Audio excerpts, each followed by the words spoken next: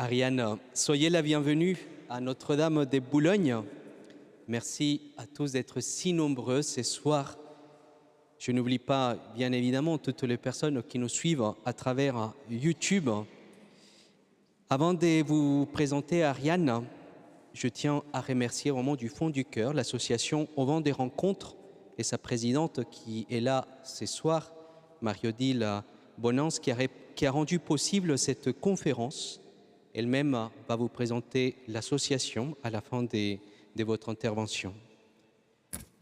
Ariane Vendavid, j'allais commencer en disant qu'elle est une universitaire, mais je viens de découvrir à l'instant que vous êtes une boulonnaise, parce que vous êtes née à Boulogne, et on s'était déjà croisés à Notre-Dame d'Auteuil. On parlait tout à l'heure à l'époque du père des Romanais. Elle vient de prendre sa retraite. Elle est maître des conférences à Paris 4 Sorbonne, où elle a enseigné la philosophie juive moderne, l'exégèse biblique et la littérature hébraïque. Après une maîtrise des philosophies et une agrégation d'hébreu, elle a consacré sa thèse de doctorat au poète hébraïque, j'espère bien prononcer, Haïm Nachman Bialik. Depuis 1997, elle est directrice du Talmud Torah, l'équivalent du catéchisme de la grande synagogue de la rue Copernic à Paris 16e, que j'ai eu la joie de visiter. Elle est aussi très impliquée dans le dialogue avec les églises. L'Évangile de Jean rapporte 3 fêtes de Pâques que Jésus a célébrées durant sa vie publique. Les synoptiques n'ont fait état que d'une seule Pâque, la Pâque de Jésus. C'est dans ces contextes pascals que Jésus institue l'Eucharistie. La Pâque constitue un véritable point de rencontre avec nos frères et sœurs juifs. Je suis, Ariane, particulièrement jaloux. Je veux le formuler plutôt de manière positive, admiratif, car dans le monde juif, cette fête garde une dimension familiale. Et je crois que nous sommes appelés aujourd'hui dans notre Église à retrouver cette dimension familiale de la prière et de la célébration. Comment la Pâque juive est-elle vécue aujourd'hui? Ariane, nous vous écoutons avec intérêt et attention. Merci beaucoup.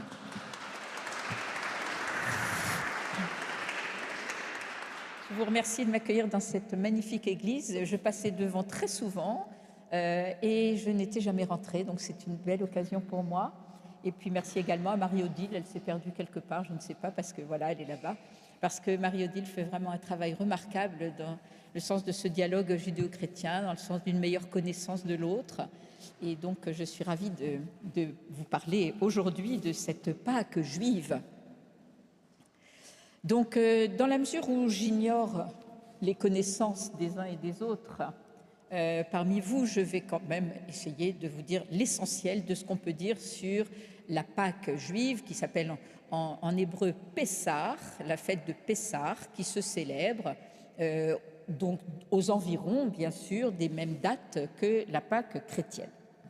Alors la Pâque juive, c'est une des 3 fêtes de pèlerinage, c'est-à-dire une des 3 fêtes obligatoires qui sont déjà mentionnées dans la... Alors, si je dis la Torah, tout le monde connaît, ou sinon vous levez la main et vous me dites. Hein. La Torah, c'est en fait les 5 premiers livres de la Bible, donc le Pentateuque, d'accord?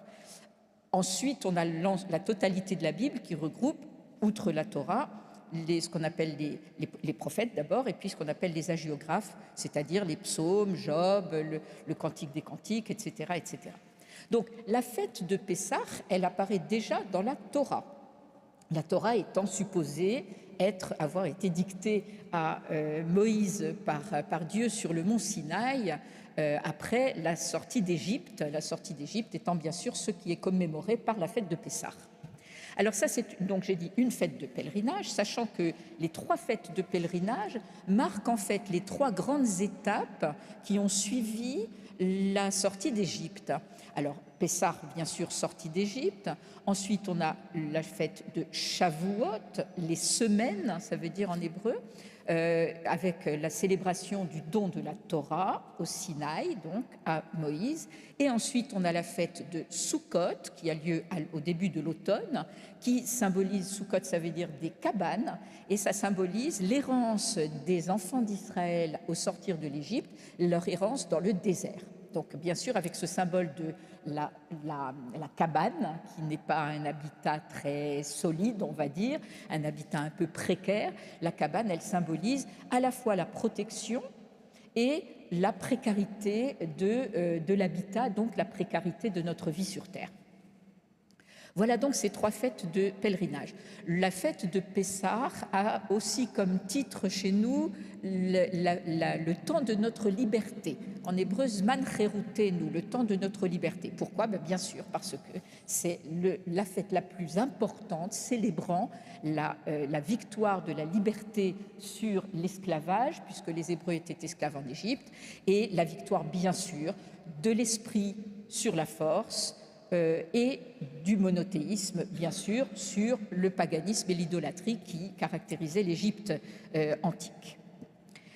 Le mot Pessah, qui donc en hébreu a été traduit ensuite par Pâques, signifie en réalité c'est un verbe, ça signifie passer par-dessus.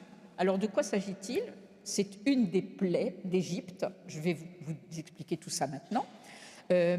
Qui était la dernière des plaies et sans doute la plus cruelle, puisque devant l'obstination du Pharaon à ne pas laisser sortir le peuple juif d'Égypte, devant cette obstination, Dieu n'a eu d'autre choix que de recourir à des plaies, dont la 10e est terrible, puisque c'est la mort des premiers-nés.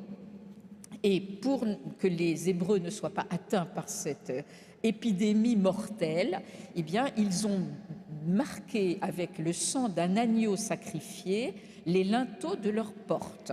Et l'ange de la mort était censé passer par-dessus les maisons des Hébreux.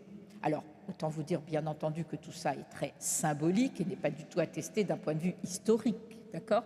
Mais nous savons tout de même que cette pratique aurait son origine dans le monde nomade, où on avait peur des épidémies, et pour éviter qu'une épidémie ne vienne toucher un village, eh bien, on projetait du sang d'un agneau sur les montants des tentes. Donc, vraisemblablement, ceux qui ont rédigé ces textes-là connaissaient cette coutume et l'ont plaqué sur la 10e plaie. Alors, de quoi s'agit-il que nous raconte la Torah concernant cette fête de Pessah ? D'abord, il faut savoir qu'elle est racontée dans le 2e livre du Pentateuque, qui s'appelle l'Exode. Donc, il est bien question de l'Exode des Juifs hors de l'Égypte. Alors, le premier livre du Pentateuque, c'est la Genèse, qui est basé sur la filiation, beaucoup sur la filiation, c'est-à-dire voilà, d'où nous sommes venus, la naissance du premier homme et de la première femme, qui ont eux-mêmes engendré, etc. Et puis avec les 3 grands patriarches, Abraham, Isaac et Jacob. Donc ça, on pose le décor, si vous voulez, de ce qu'est l'origine du monde juif. Ensuite, Joseph, un des personnages les plus importants de la Bible, va descendre en Égypte et quelques siècles plus tard, alors 4 siècles, nous dit-on, après les siècles sont débattus par les commentateurs, voilà que va arriver le moment de l'Exode. Entre-temps, donc, le Pharaon, qui est un tyran, un dictateur, il y en a d'autres aujourd'hui, eh bien, le Pharaon va rendre esclave toute cette population, sauf que le problème, c'est que cette population, elle va croître, et que le Pharaon va commencer à prendre peur, ce qui n'est d'ailleurs évidemment pas du tout vraisemblable d'un point de vue historique non plus, puisque l'Égypte était quand même une des plus grandes puissances de la région, donc comment aurait-il pu avoir peur d'un petit monde d'esclaves ? Peu importe, il a peur et il lance un décret terrible qui est de mettre à mort tous les nouveau-nés garçons. D'accord ? Alors, ce qui n'est pas vraisemblable non plus parce qu'il se privait d'une main-d'œuvre. Mais bon, peu importe. Et les parents de Moïse n'écoute pas ce décret et met au monde un petit garçon qu'ils appellent Moïse, donc dans sa traduction. Et pour lui faire échapper à la mort, qu'est-ce qu'ils font? Vous connaissez peut-être l'histoire, je pense. Ils vont mettre le bébé dans un couffin enduit d'une poix ou de bitume pour qu'il soit imperméable, et ils vont le mettre sur le Nil. Il sera recueilli par la fille du pharaon, et il va donc grandir à la cour. C'est très important parce qu'il s'agit là d'une naissance miraculeuse. Parce que normalement, il n'aurait pas dû naître. Une fois qu'il était né, il n'aurait pas dû vivre. D'accord ? Et une fois qu'il l'a vécu, il n'aurait pas dû être adopté par la fille du pharaon. Donc tout ça fait qu'on a une succession ici de miracles qui font que cet enfant prédestiné donc, va vivre. Et ensuite, je vous passe les péripéties, ce jeune homme qui a grandi à la cour du pharaon va avoir une révélation. C'est une révélation qui a lieu dans le désert, où il voit soudain un buisson qui brûle sans se consumer. C'est ce qu'on appelle le buisson ardent. Et il se détourne pour voir ce prodige. Et là, il entend la voix de Dieu. Et la voix de ce Dieu qui lui dit « Je suis le Dieu de ton père, de tes pères, etc. » et qui lui demande d'aller trouver le pharaon pour lui donner l'ordre, en quelque sorte, de faire sortir son peuple d'Égypte. Est-ce que Moïse se précipite? Non. Il hésite. Pourquoi est-ce qu'il hésite? Alors, il y a plusieurs interprétations possibles qui ont été données par les commentateurs juifs. Soit il hésite parce qu'il a peur et qu'il est faible. On laisse de côté cette hypothèse parce que tout le reste de ce parcours montrera qu'il n'est pas faible et qu'il n'a pas peur. Donc, vraisemblablement, il hésite par humilité. Moïse est un homme humble et il se sent investi d'une mission beaucoup trop forte, beaucoup trop dure pour aller rencontrer comme ça le pharaon. Alors, j'avais un de mes professeurs à la Sorbonne qui s'appelait Claude Tresmontant. Vous le connaissez certainement, non? Claude Tresmontant, non? Alors, c'était un chrétien qui enseignait la théologie chrétienne, notamment, il m'a enseigné pour ma part saint Thomas d'Aquin, et il a beaucoup écrit sur le judaïsme également.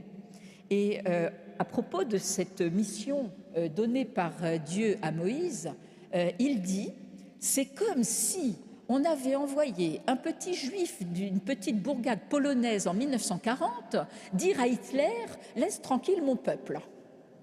Donc évidemment, on peut comprendre que Moïse ait un peu hésité avant d'accomplir cette mission parce qu'on l'envoyait vraiment dans la gueule du loup, si je puis dire.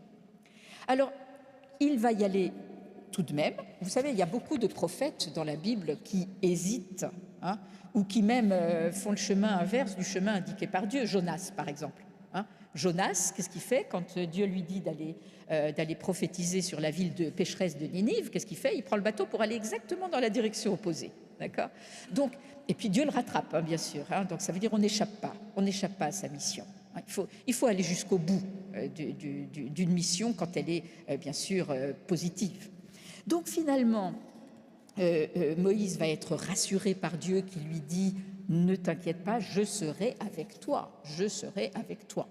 Mais c'est tout de même la mission la plus difficile jamais entreprise et jamais menée par un prophète que d'aller trouver le pharaon, le plus grand puissant du monde du Proche-Orient de l'époque.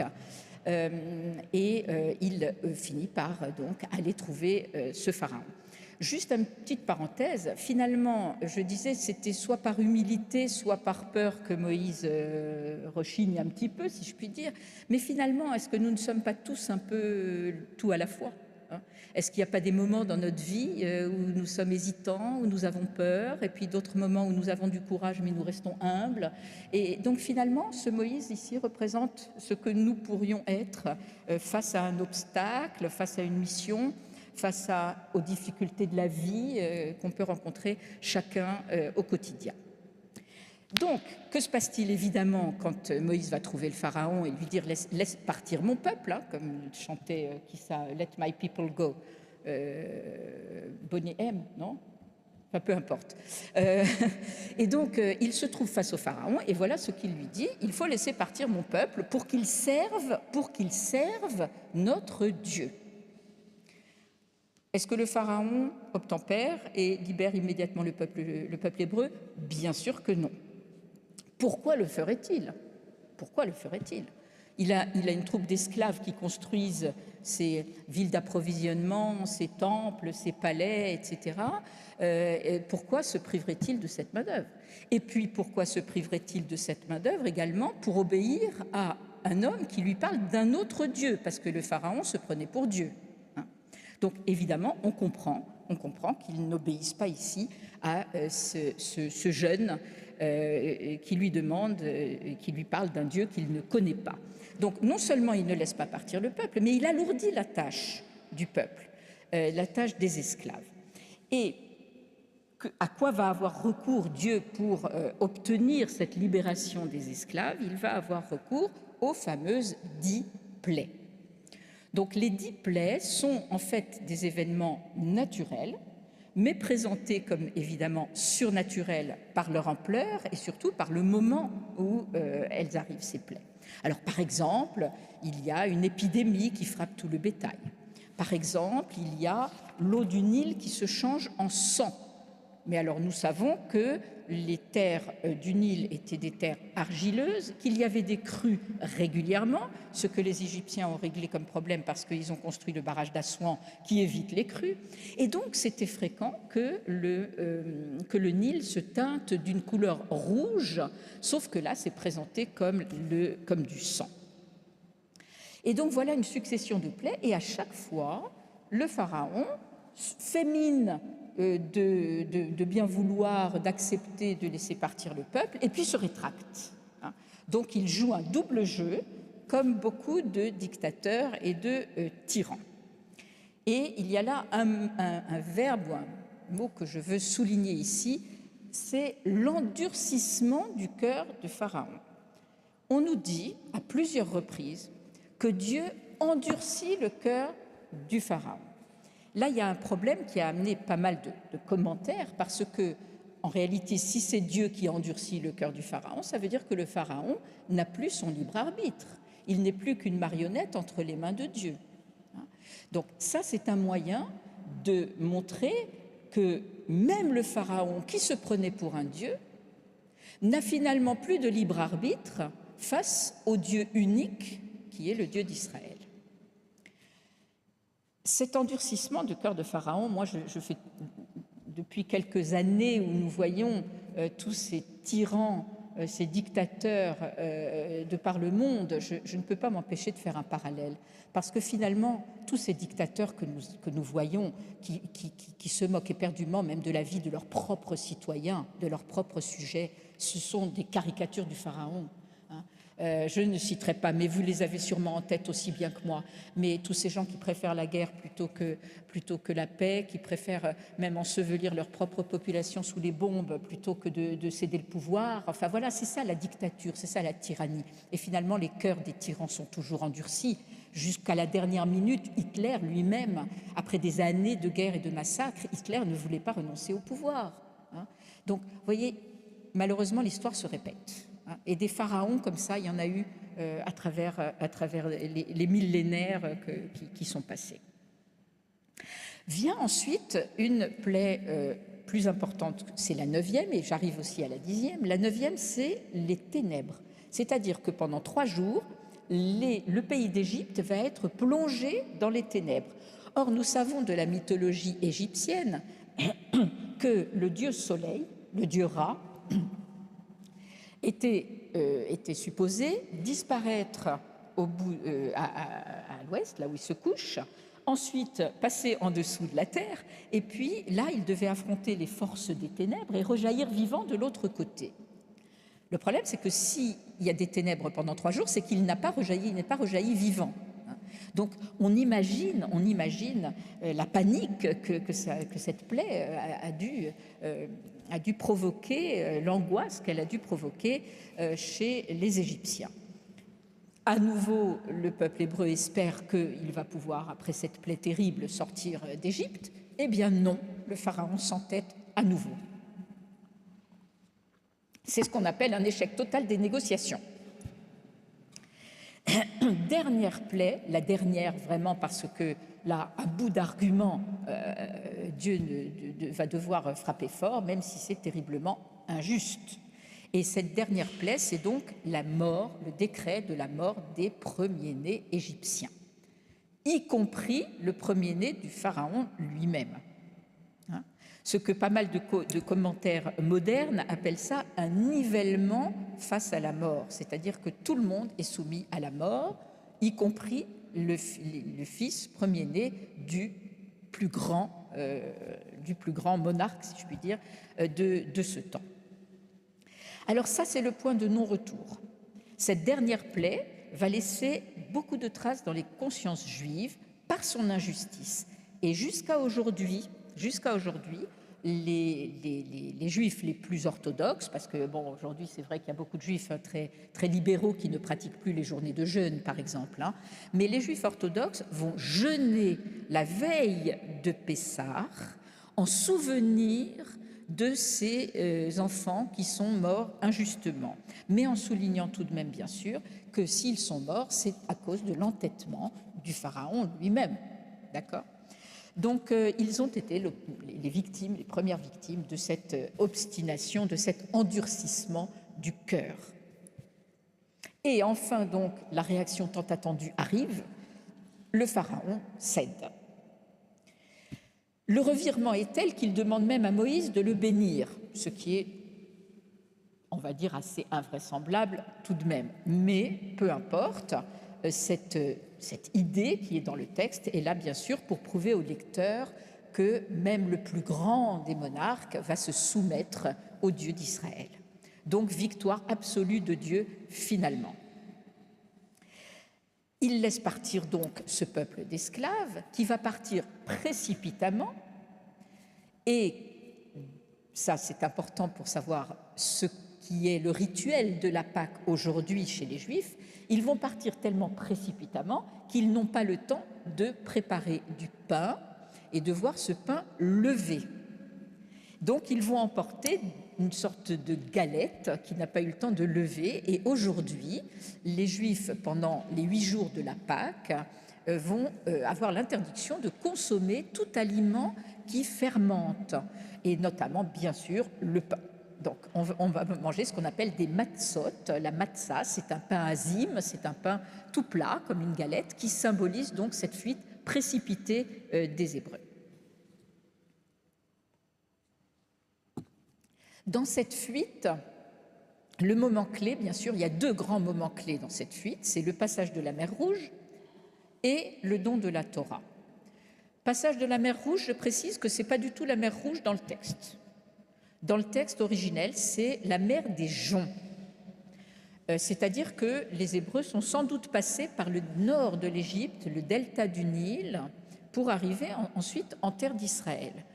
Mais le souvenir qui a été gardé, c'est que c'était la mer Rouge. Pourquoi ? Parce que les Hébreux vont, à partir de ce moment-là, traverser le désert du Sinaï pendant 40 ans. Le désert du Sinaï, vous voyez la péninsule du Sinaï qui fait une pointe comme ça. Et donc, s'ils étaient passés directement vers le nord, vers la terre d'Israël, je ne vois pas pourquoi ils se seraient retrouvés dans le désert. Donc, cette image du désert va subsister. Comment se passe la traversée de la mer Rouge? Ça, vous le savez sûrement par tous les films hollywoodiens qui ont été réalisés là-dessus. Moïse mène son peuple et puis il se trouve face à la mer, là, et ils n'ont pas d'autre choix. Soit ils ont l'impression qu'ils vont se noyer, soit derrière, il y a l'armée du Pharaon qui les poursuit, parce que j'ai oublié de vous dire que Pharaon ne s'arrête pas là. Hein, il les poursuit quand même. Et donc, ils sont face à un obstacle qu'il va falloir franchir.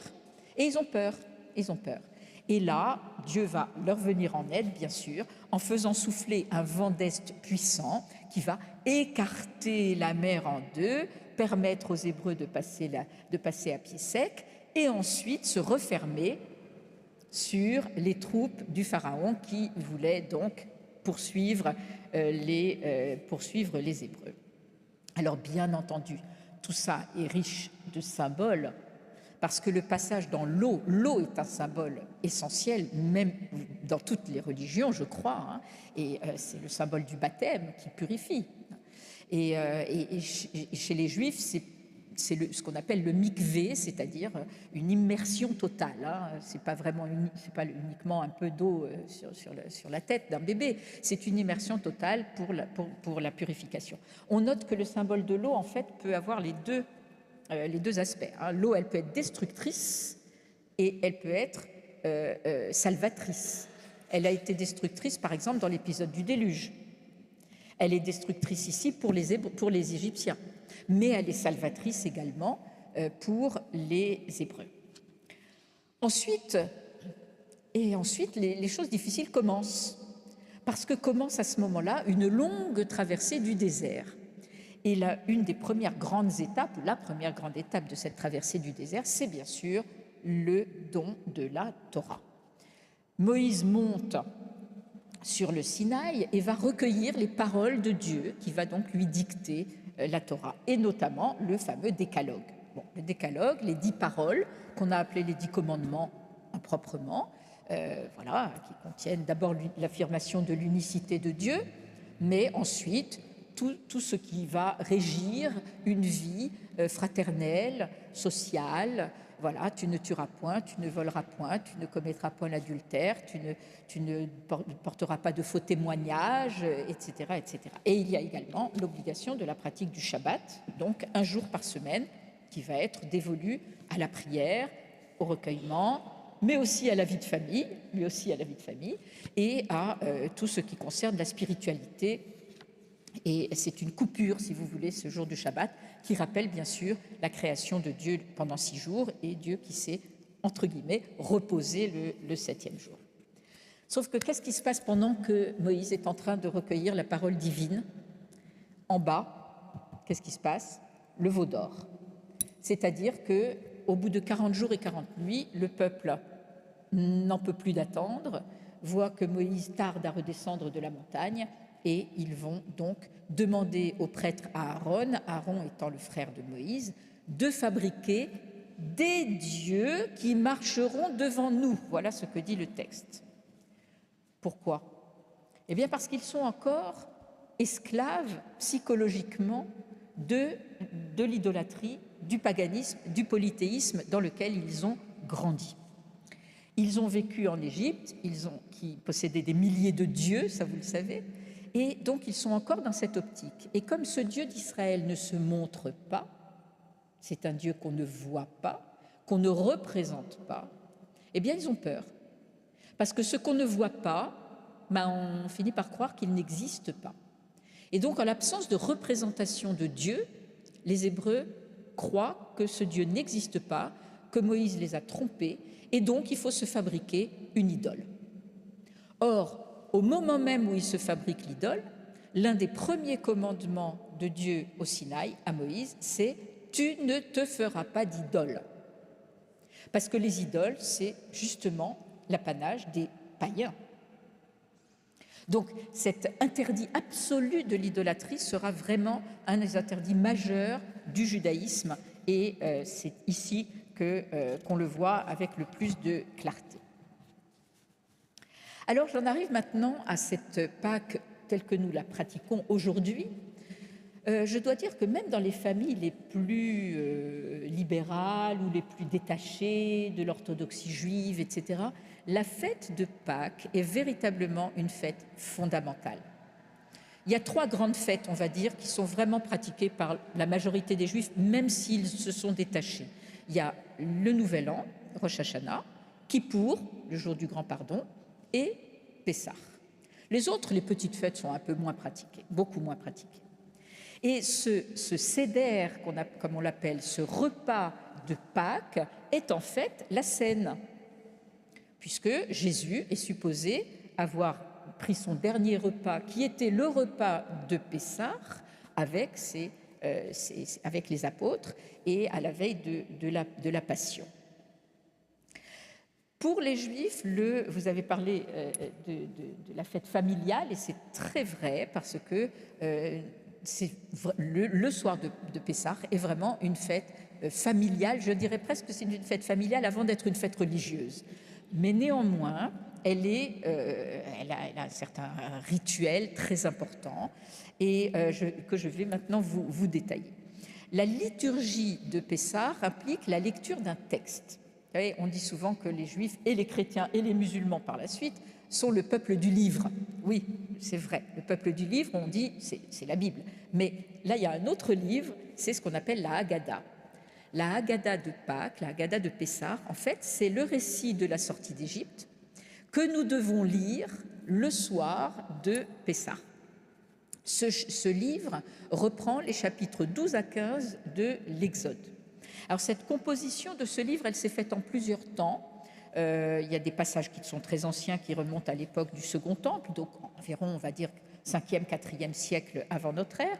Une autre partie a été ajoutée au 1er siècle, et notamment 4 questions dont je vais parler dans un instant. Et ensuite, cette Haggadah a été un petit peu agrémentée de chants, de commentaires, de prières, de cantiques, etc., jusqu'au Moyen-Âge, jusqu'au 15e siècle notamment. Important et surprenant, le nom de Moïse ne figure pas dans la Haggadah, sauf dans un verset biblique cité. C'est étonnant. Alors comment est-ce qu'on explique ça? On explique ça par le fait qu'il ne faut surtout pas accorder à Moïse une place qui ne lui reviendrait pas. Moïse est un homme. Moïse est un homme. Moïse n'est pas un demi-dieu. Qui agit dans la libération des esclaves? Ce n'est pas Moïse, c'est Dieu. Le vrai héros de l'Exode, ce n'est pas Moïse, c'est Dieu. Et ça, c'est très important également parce qu'on pourrait en être amené, voyant le rôle important joué par Moïse dans cet épisode, on pourrait en être amené presque à le déifier, ce Moïse. Or, il ne faut surtout pas, et d'ailleurs, c'est aussi une des raisons pour lesquelles on ne connaît pas sa tombe. On ne sait pas où il est enterré. On sait à peu près où il est mort d'après la Bible, mais pas de tombe. Comme ça, on ne peut pas aller sur sa tombe comme si c'était une personne sainte. D'accord? Donc on ne peut pas l'idolâtrer pour parler très, très clairement. Donc le nom de Moïse ne figure pas, sauf dans un verset cité. C'est Dieu et Dieu seul qui agit. Moïse a été l'instrument de Dieu. Et à chaque fois que dans la traversée du désert, il y a eu un épisode difficile, c'est Moïse qui a servi d'intermédiaire, bien sûr, entre le peuple et Dieu. Mais il n'était que l'intermédiaire, que l'instrument. D'accord? Il ne faut pas confondre un humain avec Dieu. Très important également dans cette Haggadah que nous lisons le soir de Pessah, il est dit clairement que chacun doit se considérer comme s'il était lui-même sorti d'Égypte. C'est-à-dire que la lecture de la Haggadah est un moyen de relier les générations entre elles. Ce ne sont pas nos ancêtres simplement qui sont sortis d'Égypte, c'est nous. Et en relisant cette Haggadah, nous réitérons la sortie d'Égypte. Nous nous remémorons et nous réitérons cette sortie d'Égypte. Donc, montrer par là que l'enseignement que constitue le texte biblique est valable en tout temps et en tout lieu. En tout temps et en tout lieu. Ça n'est pas une histoire passée, terminée, on tourne la page, pas du tout, c'est encore un enseignement vivant pour les générations d'aujourd'hui. Et d'ailleurs, on donne traditionnellement aux enfants un rôle très important. Les enfants sont amenés à chanter un des passages les plus importants de cette lecture, ça s'appelle Manishtana. L'enfant pose la question à ses parents, aux grands-parents, qu'est-ce qui différencie cette nuit des autres nuits? Pourquoi cette nuit est-elle différente? Et le père ou le grand-père raconte donc à cet enfant, voilà pourquoi cette nuit est différente, voilà ce qui s'est passé dans le passé, voilà ce que nos ancêtres ont vécu, et toi tu es là pour être un maillon de cette chaîne et pour réitérer 2500 ans, 3000 ans après, cet épisode fondateur de l'existence du peuple juif. Et donc, cette question est fondamentale et ce sont les enfants qui doivent la chanter. Très important également, la Haggadah s'ouvre sur le verset suivant. « Voici le pain de misère que mangeaient nos pères au pays d'Égypte. Que celui qui a faim vienne et mange. Que celui qui est dans le besoin vienne et célèbre la fête. Aujourd'hui ici, l'an prochain en terre d'Israël, aujourd'hui esclave, l'an prochain libre. » Ce qui sous-entend un élan de solidarité. On dit qu'il doit toujours rester une chaise vide. Alors c'est sans doute, dans la tradition, il doit toujours rester une chaise vide autour de la table de Pessah pour le prophète Élie, qui n'est pas censé être mort, puisque le texte ne nous dit pas qu'il est mort. Il s'est envolé au ciel. Bon. Et donc, on laisse une chaise libre. Mais ce qui est important, c'est qu'on doit aussi laisser une chaise libre pour toute personne, ou en tout cas pas une chaise libre, mais on doit inviter, alors en hébreu on dit une mitzvah, ça veut dire une bonne action, si vous voulez, c'est pas exactement le sens, mais peu importe. On doit inviter les personnes seules. On ne doit pas laisser une personne seule pour le soir de Pessah. Pour les autres fêtes non plus d'ailleurs, mais en particulier pour le soir de Pessah. Donc celui qui a faim doit pouvoir trouver à la table du Seder de Pâques la nourriture dont il a besoin. Alors ensuite, il y a au milieu de la table un plateau qu'on appelle le plateau du Seder, qui contient en miniature, si vous voulez, chacun des éléments de cette sortie d'Égypte. Alors bien sûr les matzot, c'est-à-dire le pain azim, mais aussi, par exemple, soit du vinaigre, soit de l'eau salée, qui représentent les larmes des enfants d'Israël pendant qu'ils étaient esclaves. Et puis, il y a des herbes amères, on appelle ça des herbes amères. Alors, on peut prendre du persil ou tout autre, voilà. Il faut que ce soit amer, normalement, pour symboliser l'amertume de ces esclaves en Égypte. Et puis, il y a aussi une sorte de pâte de fruits, un truc un peu bizarre qui varie selon les familles, parce que chaque famille a le meilleur du monde, évidemment. Ça s'appelle le charoset. Et ça symbolise le ciment qui servait à faire les briques qui servaient à fabriquer ces fameuses villes d'approvisionnement. Donc, après, il y a un certain nombre, bien sûr, de coutumes. On mange accoudé, par exemple. On mange accoudé. Alors, il y en a qui voient une allusion au monde romain. Les Romains étant souvent accoudés comme ça, allongés pour manger. Mais c'est un symbole tout simplement de liberté. Chez nous, c'est un symbole de liberté. Voilà. Et puis, vient ensuite tout le récit avec l'intervention divine, etc. Et une chanson très célèbre aussi de cette Haggadah que les jeunes et les enfants adorent chanter, c'est « Dayenu ». Alors « Dayenu », ça veut dire « ça nous aurait suffi ». Et voilà qu'on énumère tous les bienfaits de Dieu au fur et à mesure de cette sortie d'Égypte. Et on dit, même si Dieu n'avait fait une seule de ses actions, un seul de ses bienfaits, ça nous aurait suffi. Mais il a fait plus. Il a fait ça, il a fait ça, il a fait ça, il a fait ça. Et on arrive à, si tu nous avais libérés simplement d'Égypte, ça nous aurait suffi. Mais si tu nous avais fait simplement rentrer dans la terre d'Israël, ça nous aurait suffi. Et si tu avais construit le temple pour nous, ça nous aurait suffi. Et là, on s'arrête, bien sûr, parce que le temple, c'est vraiment l'aboutissement de ce long périple. Et puis, dernier passage que je voulais vous citer en quelques mots, c'est un passage aussi très important, c'est l'entrée en scène de 4 personnages qui vont chacun représenter un type d'homme, bon, un type de juif ou un type d'homme, parce que finalement, c'est la même chose.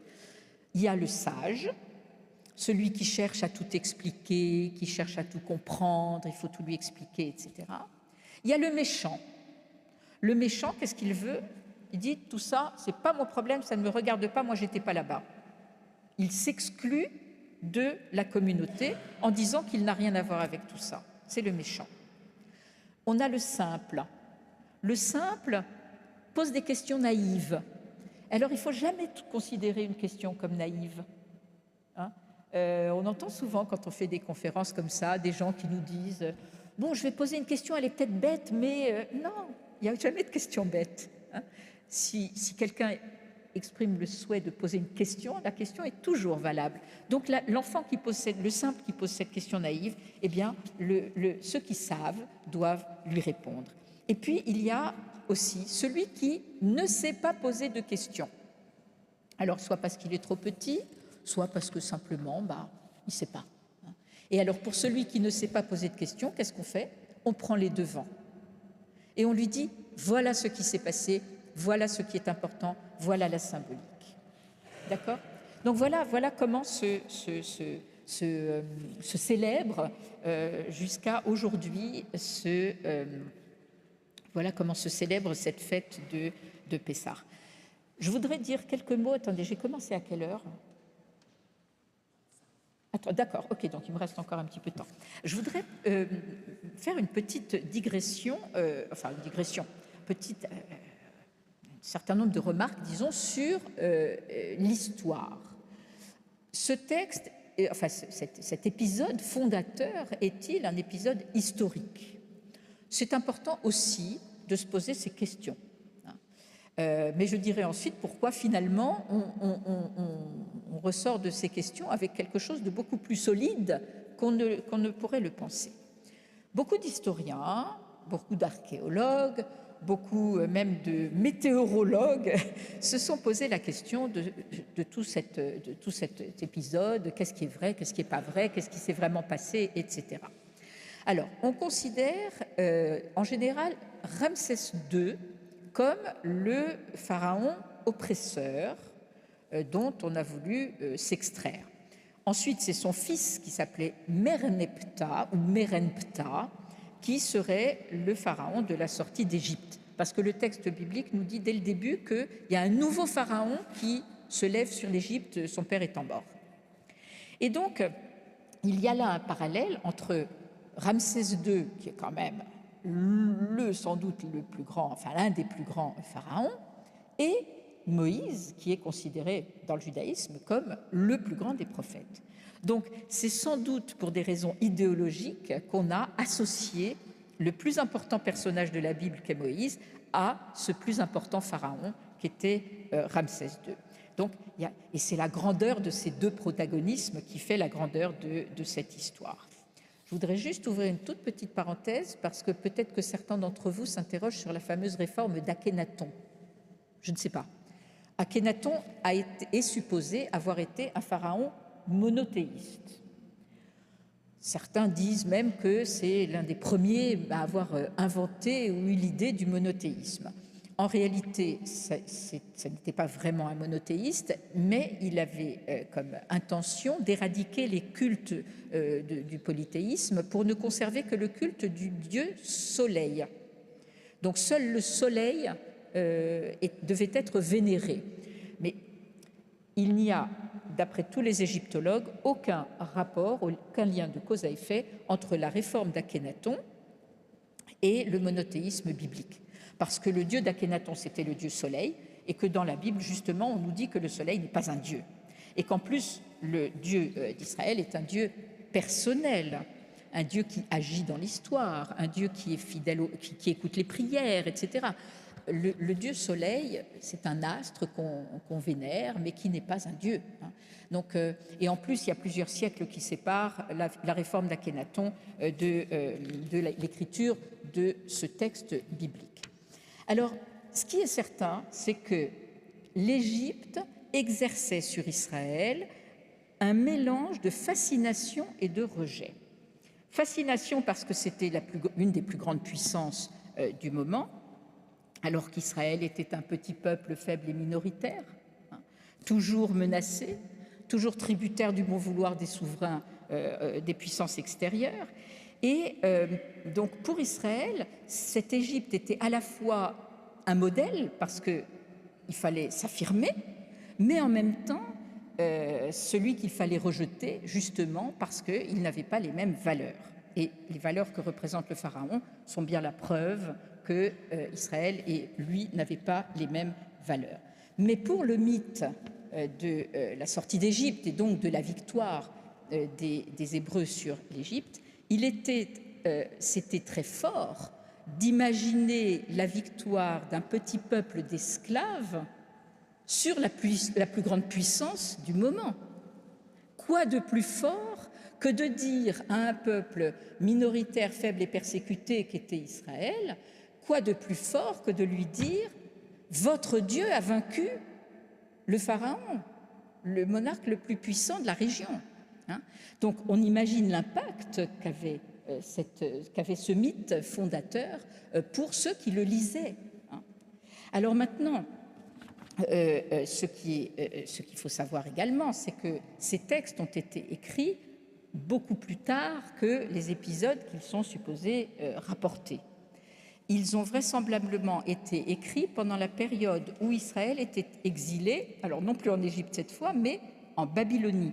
Parce qu'après la destruction au VIe siècle du temple de Jérusalem par Nabuchodonosor, par les Babyloniens, les élites d'Israël ont été déportées vers Babylone.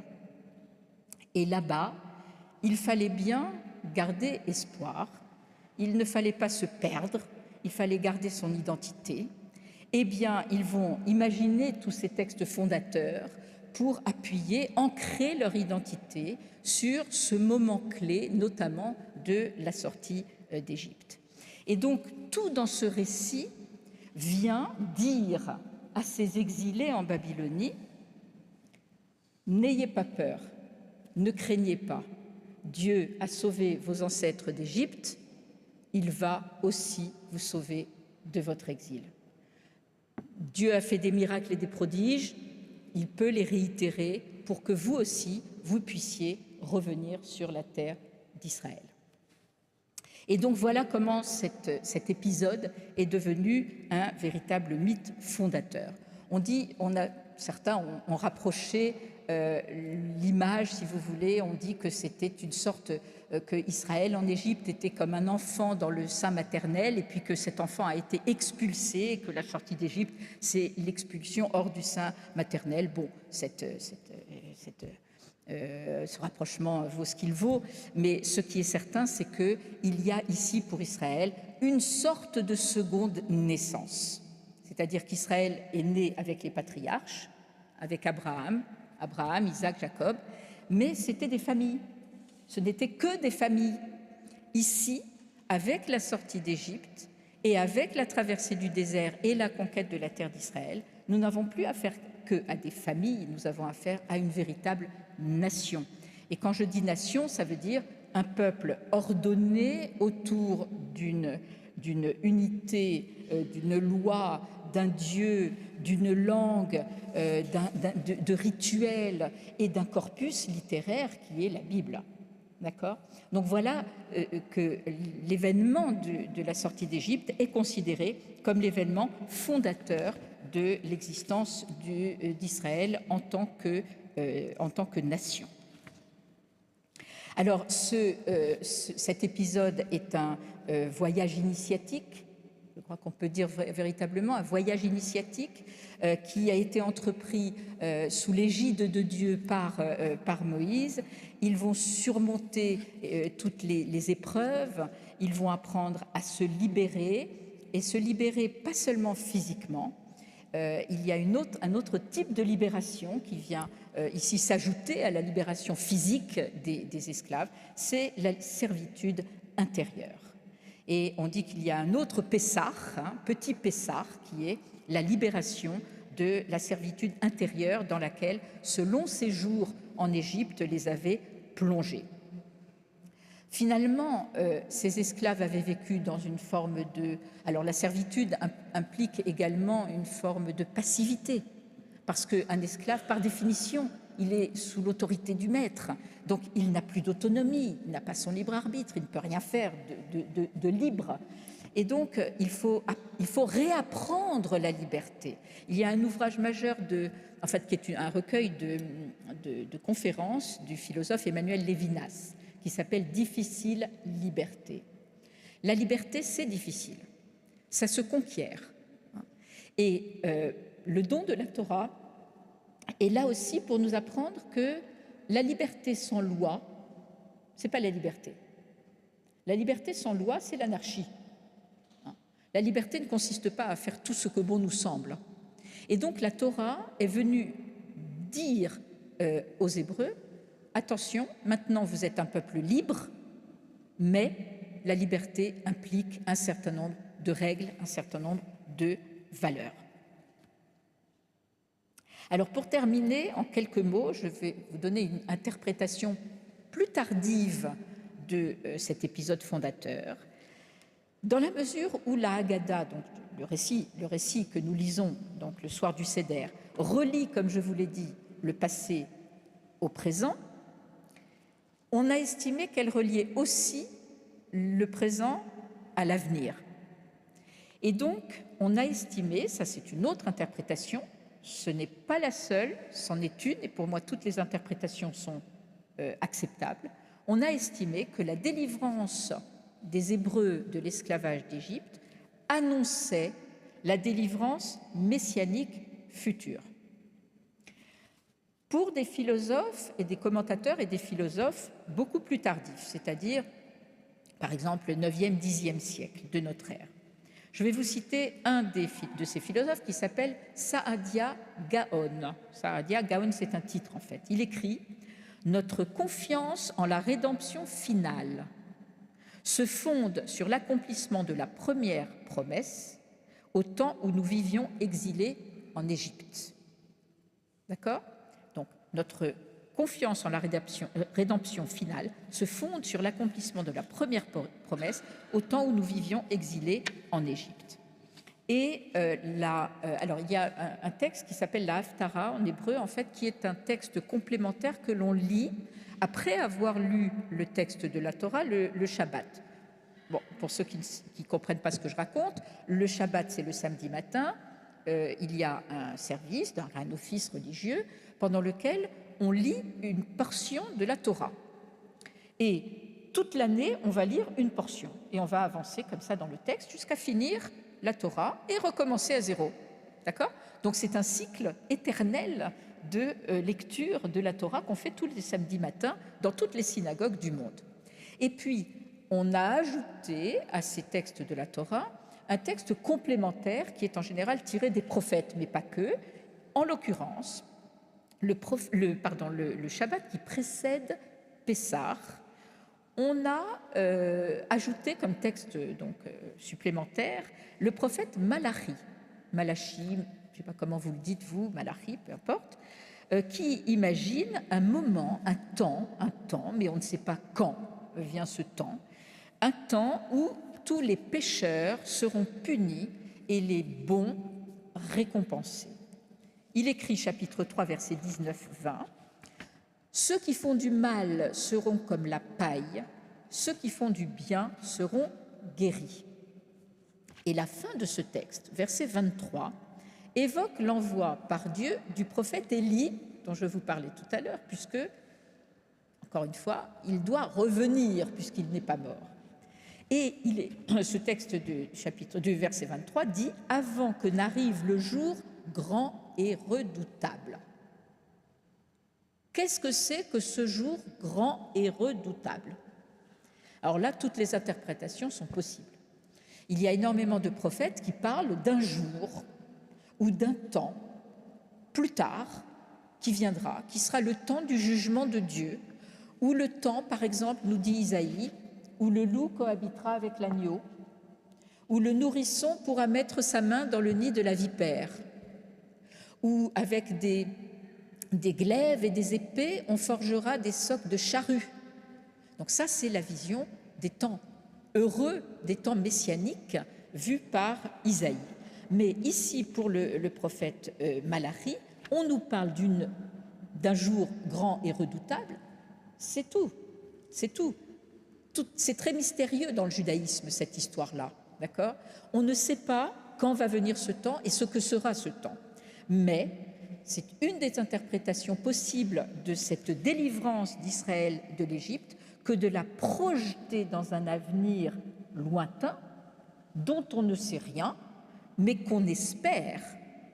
Parce que vous le savez bien sûr que dans le judaïsme, le Messie n'est pas venu. Il est toujours espéré. Les temps messianiques sont toujours dans l'avenir. Le prophète lui-même, Malachi, ne fait pas le lien, mais il laisse planer un doute, on va dire, avec ce mot, avec cette expression, le jour grand et redoutable.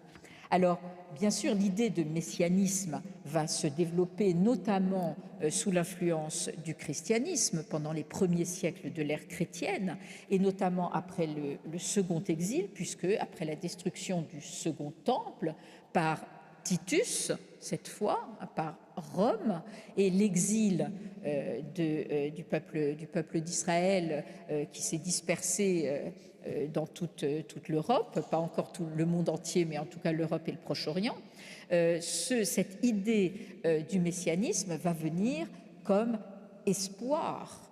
Hein. Votre temple a été détruit, vous avez été exilés, mais, encore une fois, de la même façon que Dieu vous a sortis d'Égypte, il vous délivrera. Et ensuite, beaucoup de débats vont avoir lieu dans le Talmud étant une somme de commentaires qui se sont déroulés pendant les 5 premiers siècles de l'ère chrétienne. Là, je schématise, mais c'est voilà. Il y aura beaucoup de débats sur ce que seront ces temps messianiques. Pour certains, je cite par exemple le rabbi Shmuel, le rabbin Samuel, « Il n'y aura aucune différence entre ce monde et le monde à venir, hormis l'asservissement d'Israël aux nations. » L'asservissement d'Israël aux nations, donc la libération suprême d'Israël. Donc pour lui, par exemple, l'avènement des temps messianiques marquera la fin du joug des nations, du joug J-O-U-G bien sûr, du joug des nations sur Israël, et donc la fin de sa souffrance. Mais il n'est pas le seul à avoir débattu de ces temps messianiques. Donc pour d'autres, il s'agira de plus que ça, beaucoup plus que ça. Il s'agira d'une ère de sainteté, une ère de présence divine. Peut-être aussi, comme le dit le philosophe Maïmonide au Moyen-Âge, que ce temps viendra quand les Juifs retourneront en terre d'Israël, parce que le retour en terre d'Israël était conçu comme une réunification de l'esprit et de la matière. Alors, pour terminer, qu'en est-il aujourd'hui ?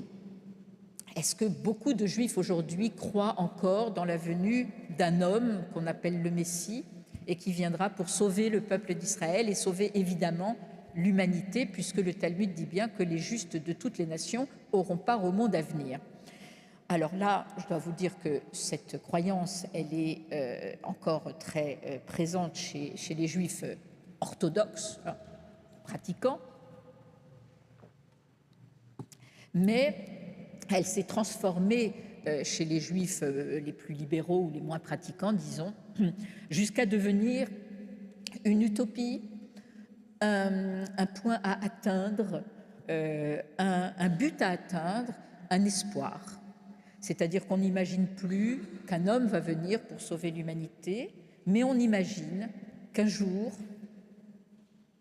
il faut peut-être continuer à l'espérer en tout cas, qu'un jour viendra où le monde cessera d'être en guerre. Mais pour ma part, je pense que l'interprétation qui consiste à projeter l'idée des temps messianiques sur l'épisode de l'Exode est peut-être un petit peu excessive dans la mesure où l'Exode reste un phénomène profane, un phénomène terrestre, et Moïse lui-même n'est même pas entré en terre d'Israël, il est mort comme un homme. Et ça, je pense que c'est important aussi de le percevoir parce que, vous savez, il y a beaucoup de miracles dans la Bible, effectivement, mais beaucoup de philosophes ont dit qu'on ne pouvait pas prouver l'existence de Dieu par le miracle. Donc il y a une certaine méfiance des Juifs vis-à-vis de l'idée même du miracle. Donc là, contrairement à ce que dit l'Exode, Dieu n'a pas transporté sur les ailes d'un aigle les Hébreux. En réalité, ils ont dû marcher dans le désert, ils ont dû souffrir de la faim, de la soif, de la chaleur. Il n'y avait pas d'eau dans ce désert, pas à manger dans ce désert. Et donc, ils ont dû passer par un certain nombre d'épreuves. Et pour moi, c'est très important de rester à ce niveau-là. Pourquoi ? Parce que finalement, ce sont nos vies à tous. Et finalement, cette cet épisode de la libération, de la traversée du désert, etc., nous rappelle une chose fondamentale, c'est qu'il n'y a pas de vie sans souffrance, qu'il n'y a pas de vie sans épreuve, il n'y a pas de vie sans deuil, il n'y a pas de vie sans malheur, et que nul ne se connaît tant qu'il n'a pas souffert. Voilà, je vous remercie beaucoup.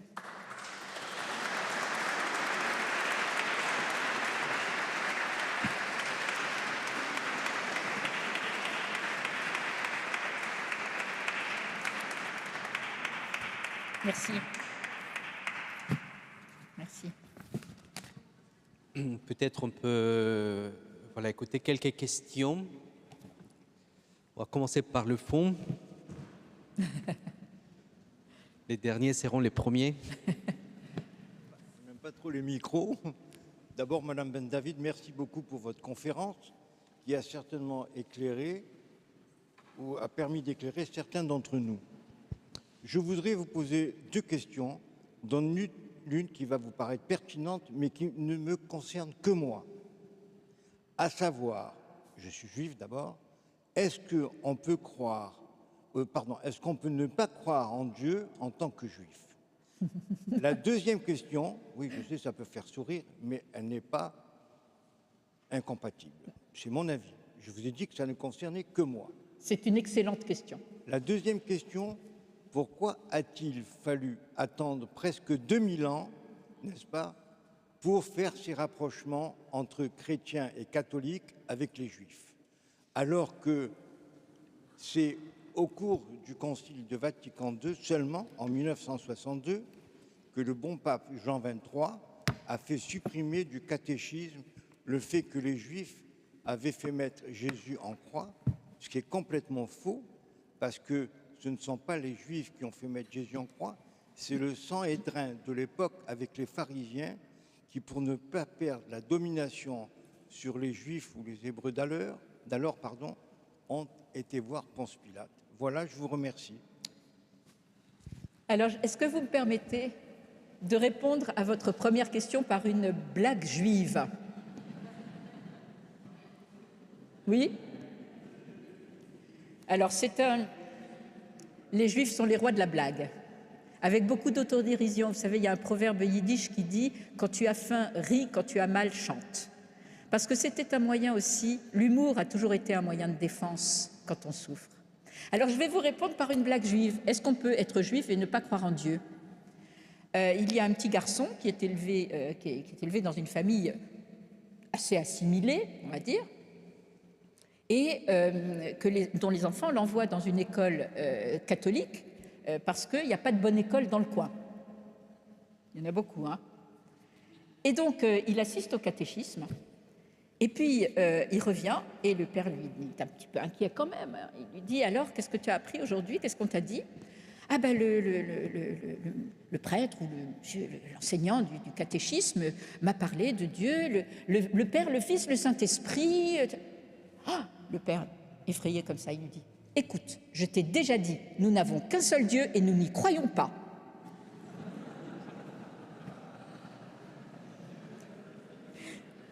Alors, je vais essayer de répondre un peu plus sérieusement à votre question.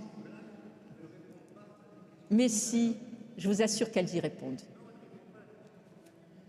D'accord. OK. Alors, je vais répondre plus sérieusement. Je vais vous répondre plus sérieusement, cher monsieur.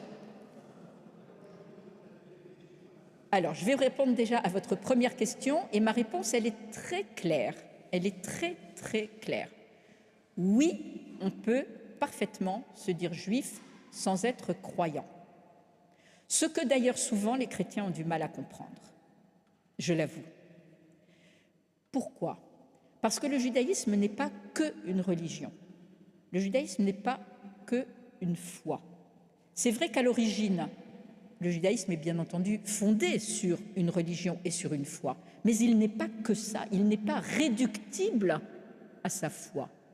Parce que le peuple juif est né et a grandi comme un peuple, comme une nation sur sa terre, avec ses rois, avec ses problèmes territoriaux déjà, hein, avec les menaces que constituaient les puissances extérieures, et que tout ça a forgé une véritable nation juive, avec sa langue, l'hébreu, son corpus littéraire, qui a donné ensuite des milliers de pages, des corpus incroyablement riches.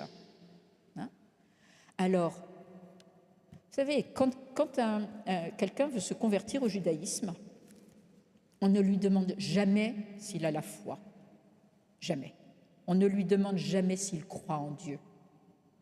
Et là, je vais vous raconter une autre blague, mais qui est beaucoup plus sérieuse que la précédente, parce que c'est une histoire chassidique, que je racontais d'ailleurs beaucoup au Talmud Torah, le catéchisme, où j'ai donc travaillé à Copernic. Un enfant doit faire sa bar mitzvah. La bar mitzvah, c'est la communion. Bon. Sauf qu'il ne croit pas en Dieu, cet enfant.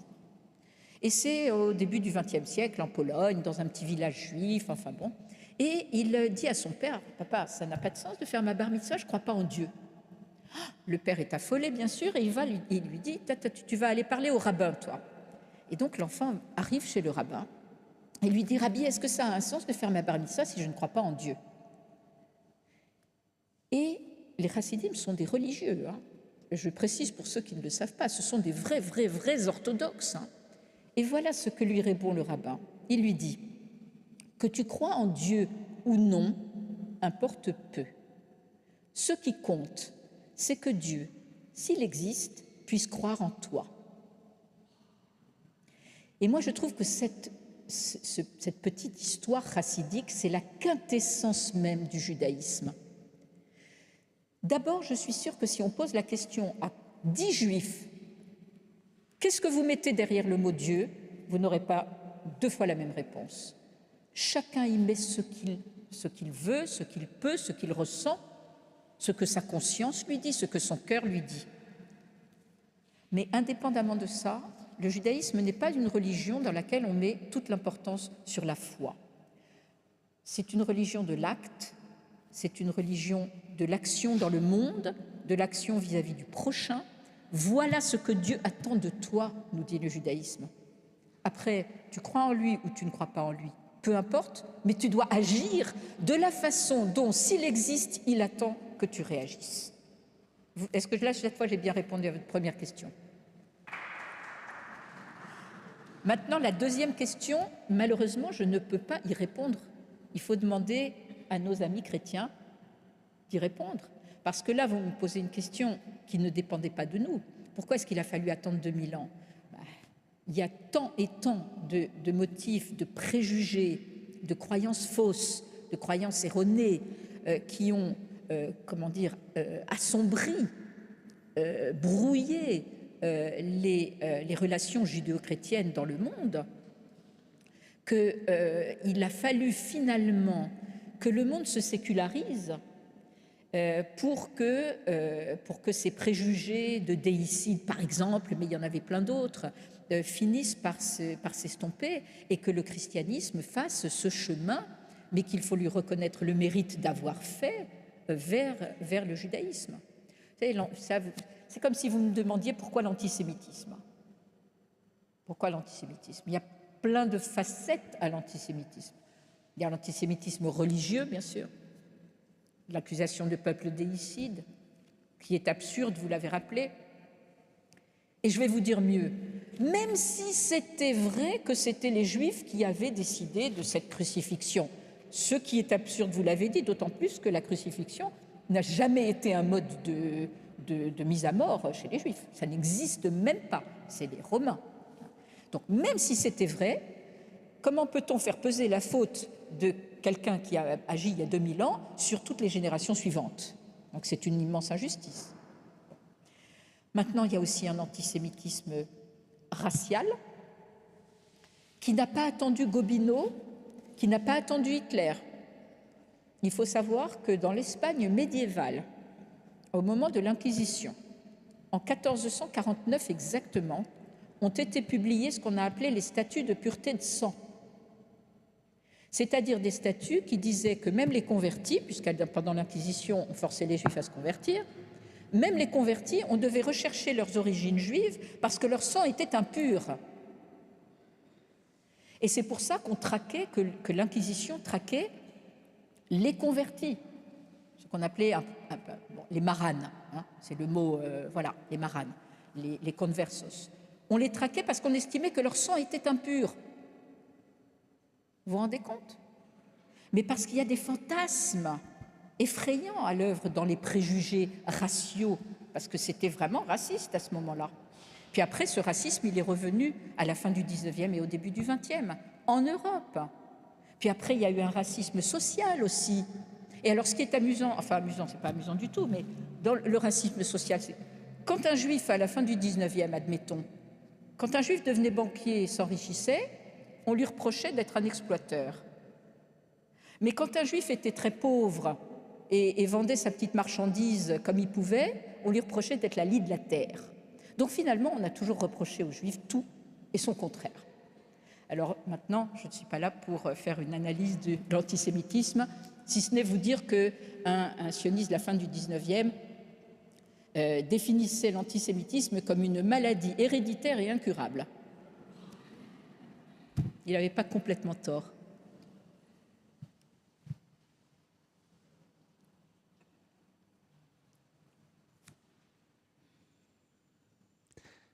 Bonjour. Bonjour. J'avais une question juste très simple. Vous avez dit que le mythe de l'Exode aurait été écrit pendant l'exil à Babylone. Ça veut dire que Pessah n'était pas fêté avant l'exode, avant l'exil, pardon. Alors, c'est une très bonne question. En fait, le mythe lui-même préexistait. Le mythe lui-même préexistait. Mais il faut savoir que la Torah, elle s'est construite sur un très long terme. Ce qui a été mis par écrit pendant l'exil en Babylonie, c'est la touche finale. Et encore, c'est même après l'exil en Babylonie, la touche finale. Mais les légendes préexistaient à leur mise par écrit. Et la sortie d'Égypte existait comme mythe fondateur déjà bien avant l'exil en Babylonie. Donc oui, la Pâque était déjà célébrée avant même d'être mise par écrit.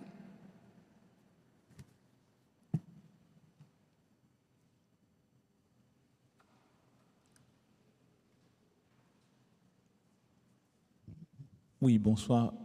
Vous avez un peu évoqué, mais en termes de célébration, est-ce qu'il y a eu un changement majeur à la suite de la seconde destruction du temple, donc en 70, ou ça n'a pas eu tant d'influence que ça sur la façon de célébrer, puisque quand on regarde dans l'Évangile, les Juifs allaient à Jérusalem célébrer la Pâque, et après 70, c'était plus possible. Donc est-ce que ça a été une vraie rupture ou une moyenne rupture ? Alors oui, ça a été une rupture, comme vous le dites parfaitement bien, dans la mesure où il n'y avait plus de temple pour cette fête de pèlerinage.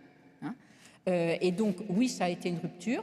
Et c'est peut-être là justement que ça a basculé en la fête familiale qui a pris le relais en quelque sorte. Donc face à l'impossibilité d'aller faire des offrandes au temple, puisqu'il n'y avait plus de temple, les Juifs se sont de diaspora, puisqu'à partir de ce moment-là, ils étaient bien plus nombreux en diaspora qu'en terre d'Israël.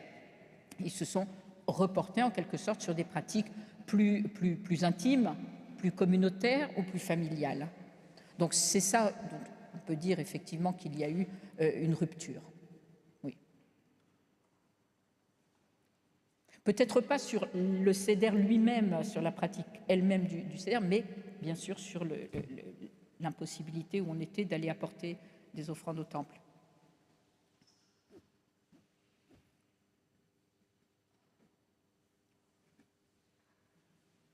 Est-ce qu'il y a d'autres questions? Et s'il n'y a pas d'autres questions, je vais demander donc 2 personnes, s'il vous plaît, à m'aider à distribuer une feuille des chants. Voilà, on va terminer. Avant de terminer, je vais passer le micro à Marie-Odile, qui va nous présenter l'association Au vent des rencontres, leur travail. Je vous invite à aller sur le site de la paroisse, notre-dame-de-Boulogne.fr, pour retrouver la suite de ces parcours qui s'appellent les racines juives de la messe. Nous avons un premier enseignement la semaine prochaine, et puis d'autres belles rencontres. Nous aurons aussi une belle conférence au mois de mai. Nous allons partager aussi des offices avec nos frères juifs dans une synagogue à Paris.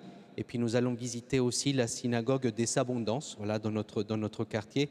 Tout ça, vous allez trouver les informations et le moyen pour vous inscrire et recevoir les informations sur les enseignements sur le site internet de la paroisse. Merci. Merci frères et sœurs pour votre venue ce soir et pour la qualité de votre écoute. J'espère que vous avez pu faire l'expérience de combien c'est important pour nous chrétiens d'écouter le témoignage du peuple juif au travers d'Ariane ce soir. Ce soir, je voudrais souligner particulièrement que si on veut comprendre ce que c'est qu'un sacrement, il faut qu'on écoute Ariane, parce qu'elle nous a bien dit comment les Juifs qui célèbrent le Seder de Pâques se considèrent comme étant eux-mêmes sortis d'Égypte et en même temps se projettent dans l'avenir. Donc ça, c'est tout à fait la structure sacramentelle. Si on veut comprendre ce que c'est qu'un sacrement, si on veut comprendre les grandes arêtes de la foi chrétienne, on ne peut pas le faire sans s'appuyer sur le peuple juif. Et en fait, ça, c'est l'objet de l'association Au Vent des Rencontres. C'est de faire cette expérience-là. Pourquoi ? Parce que y a de grands défis pour notre Église aujourd'hui et que Dieu nous donne une grande ressource pour répondre à ces défis. Et cette grande ressource, c'est d'écouter le témoignage du peuple juif qui vit aujourd'hui. Voilà. Donc comment on fait ? On fait des soirées comme ça, on emmène des chrétiens célébrer Shabbat dans des communautés, on organise des voyages en Israël, on organise des voyages en France aussi, à la découverte de communautés juives très anciennes en France. Voilà. Si ça vous intéresse de recevoir nos informations, je vais faire circuler des petits papiers. Il faudra mettre votre adresse mail dessus. Comme ça, on vous rentre dans les listes d'envoi de nos propositions et vous les recevez, ce qui ne vous engage à rien. Mais si un jour vous voyez quelque chose qui vous intéresse ou vous vous dites « tiens, je pourrais y aller », vous vous inscrivez.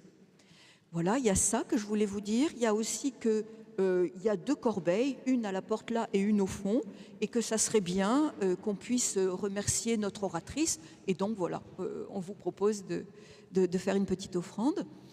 Et puis je crois que j'oublie rien. Non, je pense pas. Je vais faire circuler les feuilles et puis on va chanter maintenant.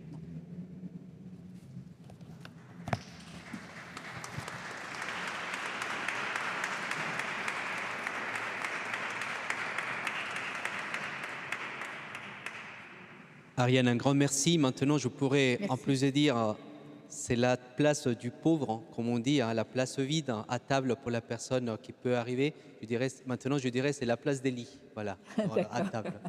Je vous invite à prendre le chant numéro 9 et à chanter tous ensemble.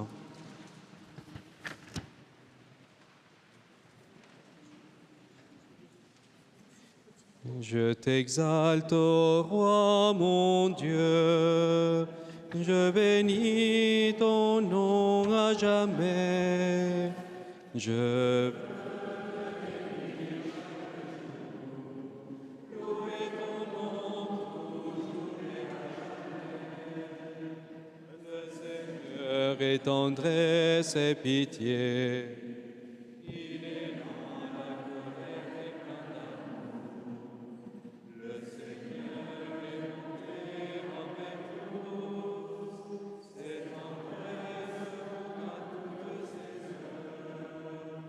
Je t'exalte, ô roi mon Dieu, je bénis ton nom à jamais. Je veux te bénir chaque jour, louer ton nom toujours et à jamais. Je veux que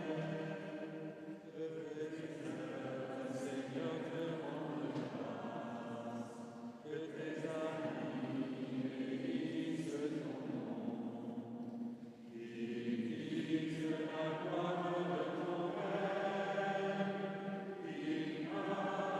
rende